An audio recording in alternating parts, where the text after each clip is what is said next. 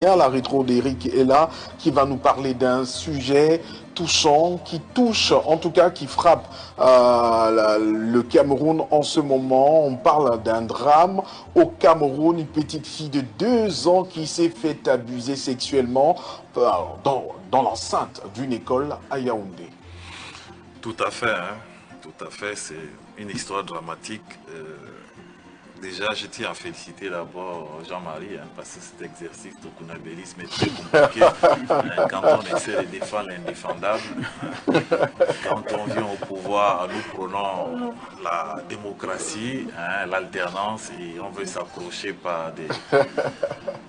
avec une telle éloquence juridique et constitutionnelle. Je vois qu'il a bien révisé ses cours. En tout cas, il reviendra très prochainement à un des numéros pour nous expliquer tout ça. À Jean-Marie, j'espère que le pouvoir va pouvoir le gratifier d'un petit poste de conseiller au niveau de l'ambassade du Gabon.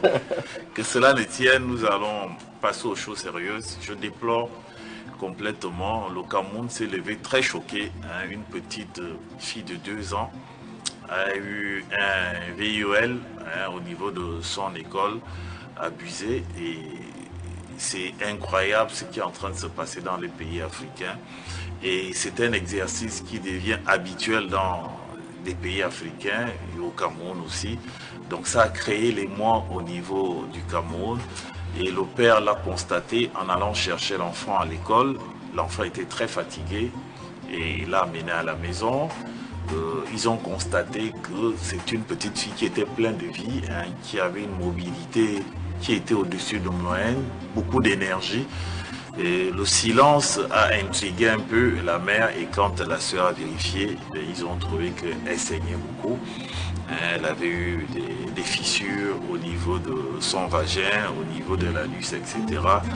Donc c'est vraiment criminel ce qui s'est passé. Elle avait fait ses selles, ils avaient constaté qu'il y avait beaucoup de sang. Et l'école a été indifférente à ce drame.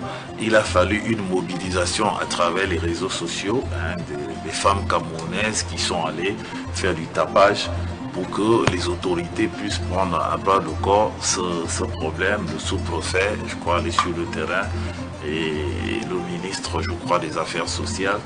Je tenais à féliciter les femmes camerounaises, hein, qui ont fait preuve de courage, qui ont refusé d'accepter l'inacceptable. Hein. Il faudrait que nos autorités puissent avoir des mesures drastiques par rapport aux gens qui commettent ce genre de délit.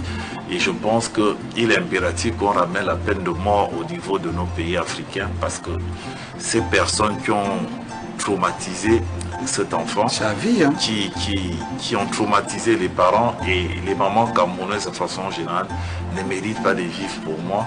Donc je tenais à exprimer ma compassion au peuple camerounais et au soutien à toutes les mamans camerounaises et à cette famille.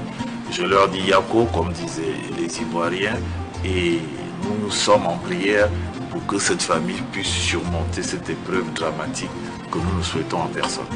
Soutien à cette famille. Le plateau des panélistes est également en soutien à toute la communauté camerounaise par rapport à ce drame qui se produit régulièrement, et que nos dirigeants doivent prendre des mesures drastiques pour arriver à éradiquer cette situation. Merci Jean-Marie Sapou. Nous rappelons juste que nous parlions ce soir de la